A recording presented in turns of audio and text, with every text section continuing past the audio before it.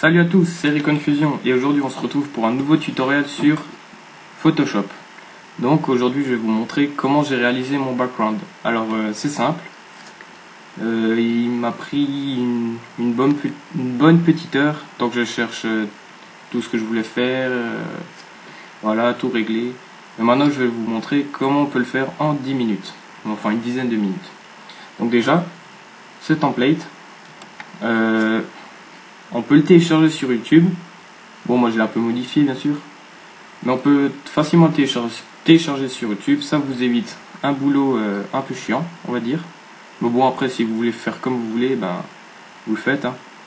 Mais là j'ai décidé pour la vidéo aussi de prendre ce template pour que ça aille plus vite. Vous voyez les bordures, ça par exemple je peux vous expliquer comment faire. Donc on a notre template. Donc tout d'abord, là il y a un cadenas. On va double cliquer dessus pour le rendre éditable. Donc on va mettre template. Voilà. Ensuite, maintenant ce qu'on va faire fichier. Et maintenant on va ajouter des trucs sur notre background. On fait importer. Enfin non, attendez, d'abord on va faire un autre truc. On va double cliquer sur notre template. Là, on a une page d'options qui s'affiche. Donc on va faire un zoom sur notre template. Voilà. Maintenant on va dans biseautage et estampage. C'est pour en fait modifier les cadres de notre template. On va cliquer ici sur contour brillant et on va mettre les deux petits. Non, pardon. Je ne sais plus quel que c'est. Mince. Oula. Voilà, c'est celui-là. Donc il y a un peu de brillance qui apparaît. Ensuite on fait contour. Et là on va faire sur les deux petits cônes.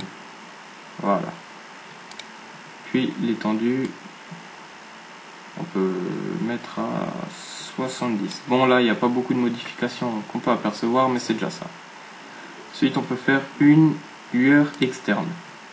On clique ici et pour moi je vais mettre turquoise vu que c'est la couleur principale du background. Voilà, ok. Et là, opacité, on peut mettre 100%. Ensuite, on fait lueur externe. On clique nouveau là. Et là, on fait nouveau turquoise. Donc là, pour l'instant, ça se voit pas encore, mais ça va se voir après. Donc là, on fait une ombre portée. Et on fait opacité 100%.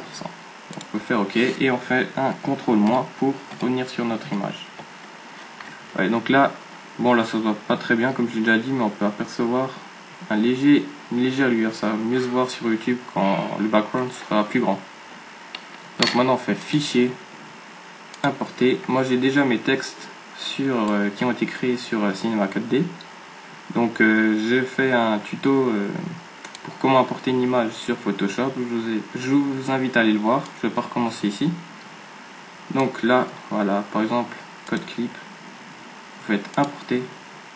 Et là vous avez votre image qui apparaît. Donc on va la tourner un tout petit peu. Voilà. Ensuite on va quand même la réduire. Donc vous maintenez Shift de façon à ce que les tailles restent proportionnelles. Et vous réduisez votre image. Ensuite vous pouvez la déplacer. Vous mettez bien 90 degrés. Ça se voit à l'œil. Voilà. Ensuite vous faites Entrée. Ensuite vous allez sur Code Clip, enfin votre texte. Et là, vous allez dans ce petit onglet et vous cliquez sur superposition. Ça va supprimer le noir. Et là, on peut placer notre texte correctement. Si vous trouvez qu'il est trop grand, vous faites un CTRL-T. Il y a à nouveau les modifications qui apparaissent. Pareil, on le réduit, on fait entrer et on le déplace comme ceci. Voilà. Ensuite, on va importer notre deuxième texte qui est... attendez que je le cherche.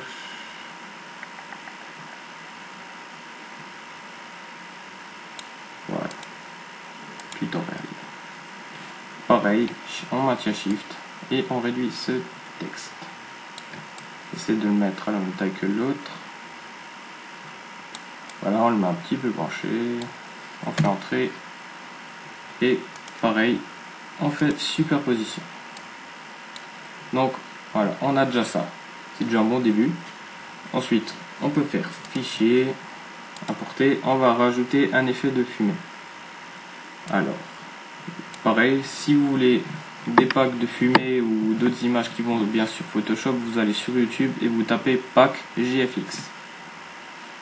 Voilà, fumée, importer. Donc on la tourne comme ceci et on va l'appliquer. Donc là vous faites entrée, superposition. Voilà. Et on a notre fumée qui apparaît. On la place comme ceci. Voilà. Donc après c'est des petits réglages. Ensuite, maintenant si vous voulez la fumée, vous n'allez pas vous faire chier à faire nouveau importer, etc. Donc vous faites un clic droit sur votre calque de fumée et vous faites dupliquer le calque. Voilà. Et vous faites OK. Ensuite, ce que je vous conseille, c'est de faire édition, transformation, symétrie, axe horizontal. Voilà, en fait, ça va simplement retourner votre fumée de façon symétrique. Voilà, on la place correctement, comme ça. Ou même, on peut essayer de la tourner, comme ceci, du même sens que le texte. Voilà, et on peut faire entrer. Enfin, attendez, c'était mieux avant plutôt. On tourne, voilà. Ensuite, ce qu'on va pouvoir faire, c'est rajouter des flammes. Je vais vous montrer comment j'ai fait mes styles de tâches en bas. Donc, faites importer. On va prendre ça, en fait, c'est une étincelle. On va importer. Bon, on peut l'agrandir un peu.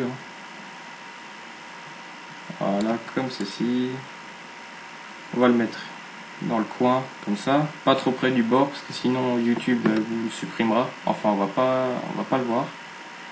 Pareil, vous faites superposition. Voilà. Ensuite, vous double-cliquez sur votre calque. Allez. Pourquoi je vais pas m'afficher? Ah oui. Donc, j'ai oublié de faire entrer, voilà. Et on va double-cliquer. Donc, maintenant, on va faire biseautage et estampage. Bon, ces modifications, vous allez peut-être me dire qu'ils servent à rien, mais moi, je vous assure qu'elles servent vachement. Non, c'était juste les contours que je voulais modifier. Donc, vous allez sur contour, et là, vous allez juste augmenter l'étendue à 80 et vous faites lisser. Voilà. Maintenant, ce que vous allez faire, c'est incrustation de couleurs. Ah, attendez. Ce que j'ai oublié de faire, c'est si on va incruster une couleur, donc on va juste faire OK maintenant. En fait, si vous voyez, voilà, vous avez encore les cadres. Mais si vous voulez enlever ça, vous allez sur la gomme magique, vous faites un clic droit, outil gomme magique, et vous allez d'abord faire un clic droit sur votre calque, pixeliser le calque. Ça le rend éditable aussi. Et là, vous faites juste un clic là. Et là, on peut voir que les modifications apparaissent. Voilà. Donc on peut reprendre ça. On va faire un double clic sur notre calque. Là, on va faire incrustation couleur. Et moi, j'avais mis du bleu, turquoise de nouveau. Vous faites OK. Voilà. Donc on a notre petite tache qui apparaît. Donc vous voyez là, il faut bien penser à tout gommer. Voilà. Moi, ce que j'avais fait, j'avais encore gommé dans cette petite tache de façon à donner quelques effets comme ceci. Voilà.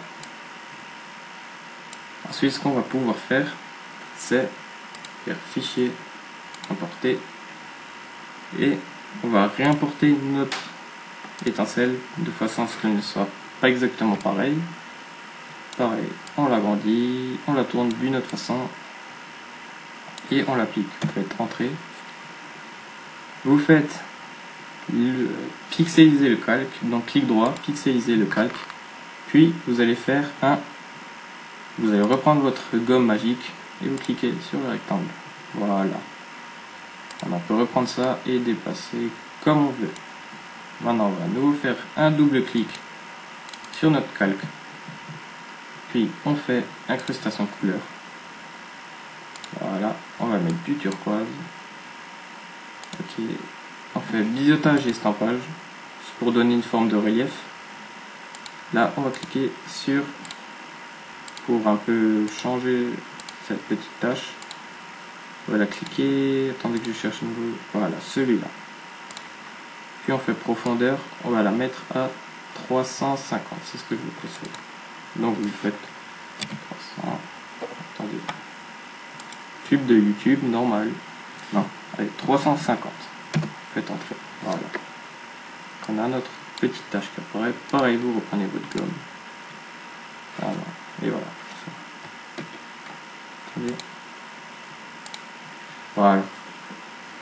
Ensuite, on va pouvoir faire fichier, importer. Pareil, toutes ces images, vous les trouvez sur soit Google Images, soit des packs GFX sur YouTube. Donc moi j'avais encore mis, je suis plus sûr si les étincelles ou pas. Enfin bref, si je les ai pas mis, c'est pas grave. Le principe est là. On va pouvoir la tourner, l'agrandir, mais vraiment un tout petit peu, comme ceci. Voilà, vous faites entrer, superposition, de façon à ce que le noir se fond dans la masse, on va dire, du template. Maintenant cette étincelle, vous allez la glisser juste ici, de façon à ce qu'elle soit derrière la tâche. Voilà. Dans cette étincelle, vous pouvez la dupliquer, donc clic droit, dupliquer, fait OK, édition, transformation, et là, symétrie axe horizontal. Voilà. Et voilà, comme toujours, sera derrière notre tâche. Ensuite, ce que vous pouvez faire, fichier, porter. Donc, vous voyez, c'est pas très difficile, c'est que de l'importation d'images. Hein. Après, il faut juste avoir les idées qui viennent en tête. Je crois que j'avais aussi mis ça. Pareil, vous l'agrandissez. Pas trop grand, parce que c'était une image petite, et sinon, elle sera trop floue. On peut faire entrer cette image, on va la glisser là, en dessous de notre texte. Faites superposition. Voilà. La lueur bleue, il faut la laisser, ça donne un effet. Ensuite, ce qu'on peut faire, double clic dessus, puis on va faire incrustation de, bon, je vais y arriver, deux couleurs. Voilà. Voilà, comme toujours, il faut d'abord gommer le noir qu'on ne voit pas. Donc d'avoir avant toute chose pixeliser le calque. Comme ceci. Et on va faire comme ceci. Voilà. Donc maintenant, on va juste double-cliquer dessus. Et on va faire incrustation de couleur. Et là pareil, vous le mettez en bleu, votre couleur d'origine. Attendez. Turquoise. Voilà. On peut faire ça, biseautage et estampage pour un petit effet de relief. On fait OK. Voilà, voilà. Vous voyez, je n'oublie gommer le noir. Voilà. Donc maintenant, voilà, on a fini. Hein. J'espère que ce petit tutoriel vous aura plu, vous aura un petit peu aidé. Et moi, ce que je vous dis, c'est à la prochaine. On se retrouve peut-être pour un nouveau tutoriel ou un nouveau montage de Call of Duty. Si vous n'avez pas vu le dernier, je vous invite à aller le voir. Et moi, sur ça, je vous dis à la prochaine.